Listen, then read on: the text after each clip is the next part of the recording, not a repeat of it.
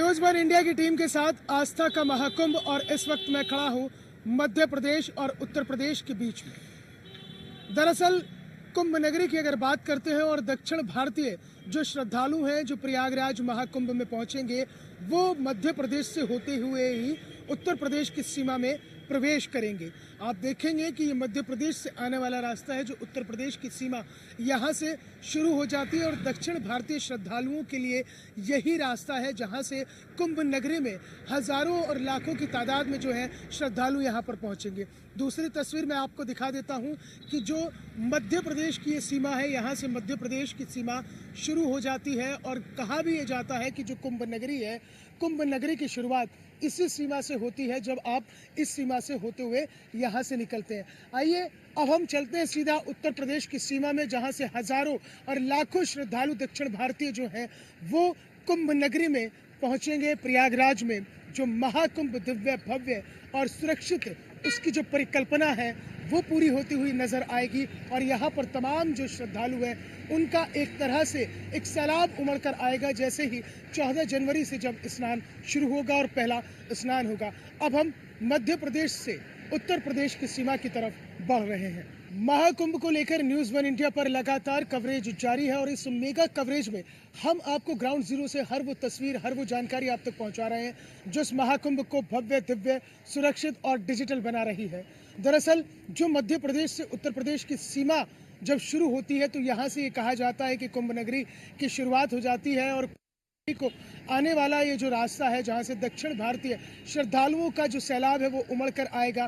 तो यहाँ पर किस तरह की तस्वीरें हैं वो हम आपको दिखा देते हैं। उत्तर प्रदेश की सीमा से सटे हुए जो इलाके हैं वहाँ पर भी जो लोग हैं वो पूरी तरह से तैयार हैं इस महाकुंभ का स्वागत करने के लिए। आखिरकार उत्तर प्रदेश और मध्य प्रदेश की सीमा के बीच में इसे कुंभ नगरी का वो मेन द्वार क्यों कहा जाता है उसके बारे में यहाँ के लोगों से जान लेते हैं। क्या नाम है भैया आपका?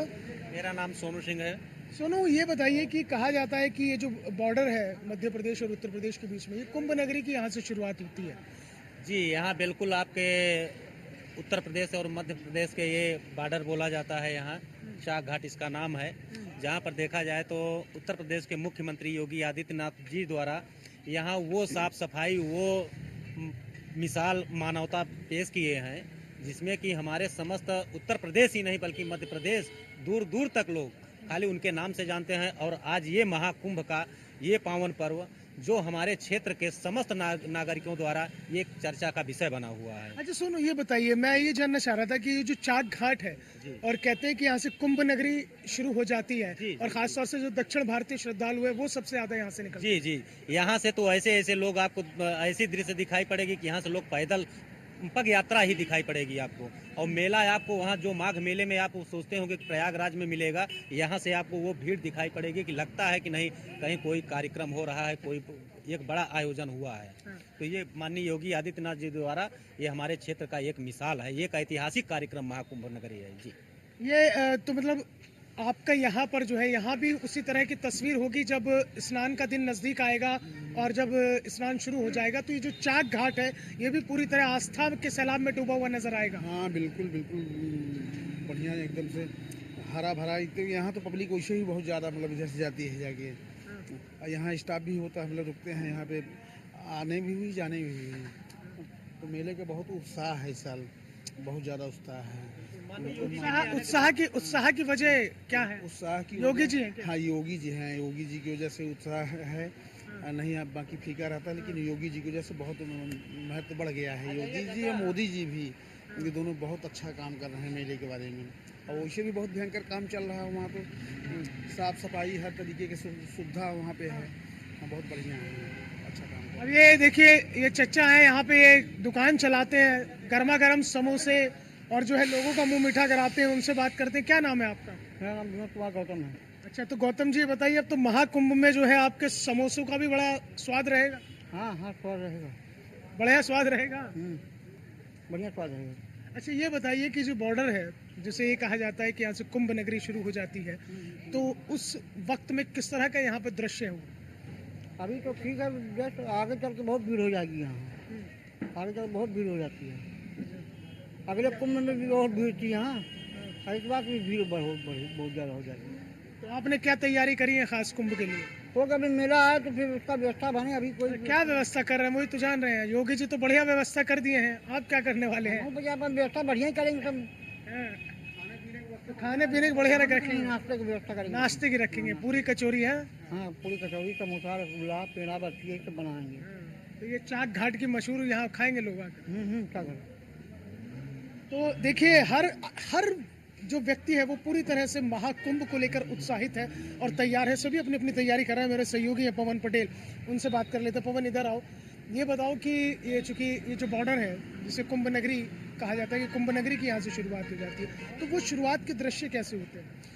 देखिए, अगर प्रयागराज की बात करें तो प्रयागराज को धर्म, आस्था और अध्यात्म की नगरी कही जाती है। और जिस समय अभी जहां हम लोग हैं, यहां से उत्तर प्रदेश और मध्य प्रदेश की सीमा जुड़ती है और दक्षिण भारत का प्रयागराज का बहुत ही गहरा नाता है। आप आम दिन में देखेंगे प्रयागराज में या संगम में तो जो दक्षिण भारत के हजारों श्रद्धालु वो प्रतिदिन जाते हैं।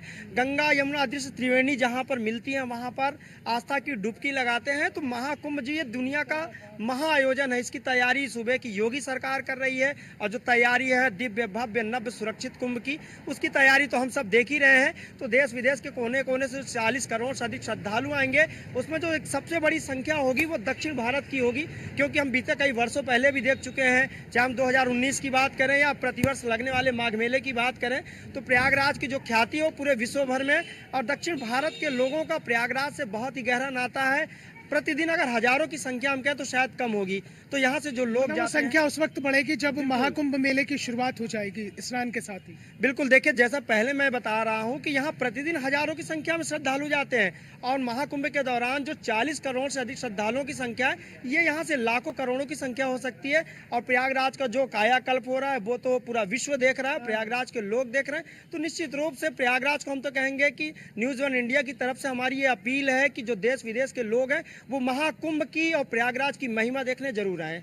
जाहिर तौर पर देखिए, क्योंकि दक्षिण भारत का जो है एक बड़ा गहरा नाता रहा है कुंभ नगरी से। उत्तर प्रदेश और मध्य प्रदेश की जहां से सीमा एक की खत्म होती है और दूसरे की सीमा शुरू होती है, चाक घाट जैसी उत्तर प्रदेश के अंदर मध्य प्रदेश की सीमा से आप उत्तर प्रदेश में प्रवेश करेंगे तो चाक घाट का ये जो अभी खाली जो आप सड़क देख रहे हैं, सड़क पर ट्रैफिक देख रहे हैं, यह आपको ट्रैफिक नजर नहीं आएगा, बल्कि यहाँ पर आस्था और श्रद्धालुओं का भक्ति के सराबोर में होते हुए वो सैलाब नजर आएगा, जो सैलाब महाकुंभ के दिव्य दर्शन करने के लिए खासतौर से दक्षिण भारत के साथ साथ देश के कोने कोने के अलावा विदेशों से भी यहाँ पर लोग पहुंचेंगे।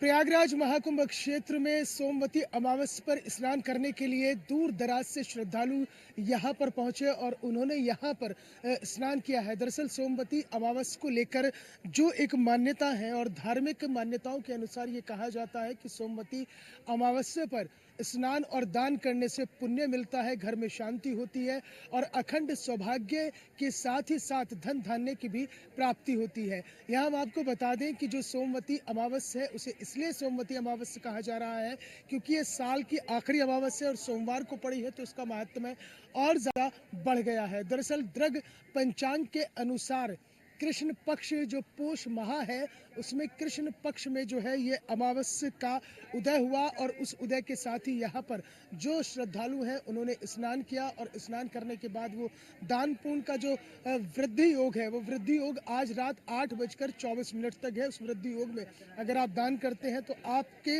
घर में सुख शांति आती है और कहा जाता है कि इस दिन जो है शिव जी और गौरी जी की पूजा अर्चना करने से अखंड सौभाग्य का भी आशीर्वाद प्राप्त होता है। कहाँ से आए आप? बांदा जिले साहब। तो सोमवती अमावस्या पर स्नान करने आए हैं जी साहब। तो क्या कहा जाता है सोमवती अमावस्या पर? अमावस्या को यही कहते हैं कि नहाने से बहुत पुण्य मिलता है और जो श्रद्धांजलि होती है पूर्ण होती है, सब यही सब कहते हैं साहब। हाँ। और भी यहाँ पर श्रद्धालु उनसे बात करेंगे। आप कहाँ से आए हैं? बीना से, सागर जिला। अच्छा जी। तो सोमवती अमावस्या पर कहा जाता है कि स्नान और दान करने से पुण्य मिलता है। जी, पुण्य मिलता है इसलिए तो आते हैं हम लोग। सागर जिले से आए हैं। सोमवती अमावस्या 11 साल बाद पड़ी है, तो इसलिए नहाने आते हैं और अपने दान करने आते हैं। जो भी बनता है, जो श्रद्धा रहती है वो दान करते हैं। आप कहाँ से आए हैं आप? बीना से बीना ऐसे हैं कि कहते हैं कि जो सोमवती अमावस है, क्योंकि सोमवार को पड़ी है तो इसलिए सोमवती अमावस है, और इस दिन कहते हैं कि शिव जी और गौरी जी की पूजा करते हैं तो खंड सौभाग्य का भी आशीर्वाद मिलता है। जी करते हैं। हाँ, और क्या कहते हैं, सोमवती व्रत भी है, तो इसे स्नान करने से अपने जो भी कष्ट, जो भी परेशानी है, जो भी है, सब दूर हो जाते हैं। या इतने की ऐसी मान्यताएं हैं। हाँ, इसलिए सब लोग आते हैं यहाँ पर सब लोग श्रद्धालु। आते हैं, अपनी श्रद्धा भक्ति से आते हैं, सब स्नान करते हैं, खुशी पूर्वक जाते हैं। तो देख सकते हैं आप कि जो यहाँ पर यमुना का तट है प्रयागराज में, वहाँ पर आस्था और भक्ति का जो सैलाब उमड़ रहा है, और यहाँ पर जो है दूर दराज से जहाँ तक भी नजर जाएगी वहाँ आपको श्रद्धालु ही श्रद्धालु नजर आएंगे। दरअसल सोमवती अमावस का अपना एक महत्व है, अपना एक धार्मिक मान्यताएं हैं, और ऐसा भी कहा जाता है कि यहाँ पर जो है शिव जी का वास भी माना जाता है, और इस दिन पीपल के पेड़ की भी पूजा की जाती है, क्योंकि पीपल के पेड़ की पूजा के बारे में ये कहा जाता है कि जो पीपल का पेड़ होता है उसका जो भूगर्भ होता है, यानी कि जो उसका निचला हिस्सा होता है उसमें विष्णु जी का वास होता है, और जो उसका तना है उसमें शिव जी का वास होता है, और इसके अलावा अग्रभाग में ब्रह्मा जी का वास होता है। तो इसलिए शिव जी का वास मानकर जो है सुहागिनें पीपल के पेड़ की भी पूजा करती हैं, और उसका भी अपना एक अलग महात्म्य है।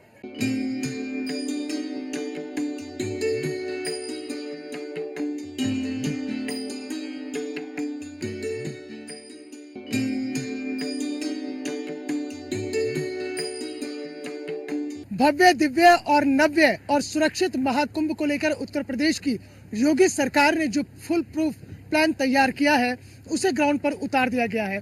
लगातार इसी तरह से मैं आपको तस्वीरें दिखाऊंगा। इस वक्त हम यमुना के तट पर हैं और यमुना में हैं, और हम जो है एक बोट के जरिए ये पूरा आपको मैं दृश्य दिखाऊंगा, जो अलौकिक दृश्य आप न्यूज़ 1 इंडिया पर एक्सक्लूसिव देख रहे हैं। जो दूर दराज से यहाँ श्रद्धालु पहुँच रहे हैं वो यमुना से गंगा तक पहुँचते हैं, और जहाँ पर गंगा और यमुना का मिलन हो रहा है उस संगम तक पहुँच रहे हैं।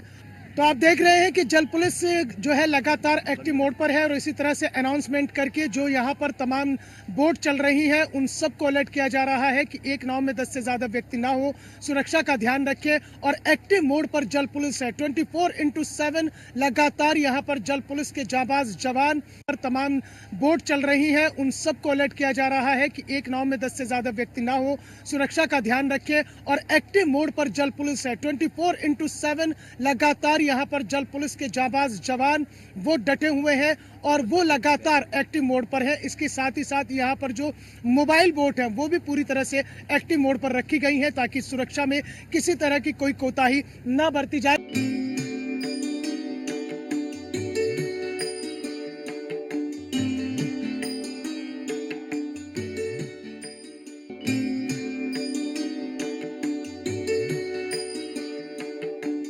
मेरा देश बदल रहा है, मेरा प्रदेश बदल रहा है, मेरा उत्तर प्रदेश बदल रहा है और विकास की नई गाथाएं लिख रहा है। अगर आपको इसकी बानगी देखनी है तो आपको प्रयागराज महाकुंभ आना होगा।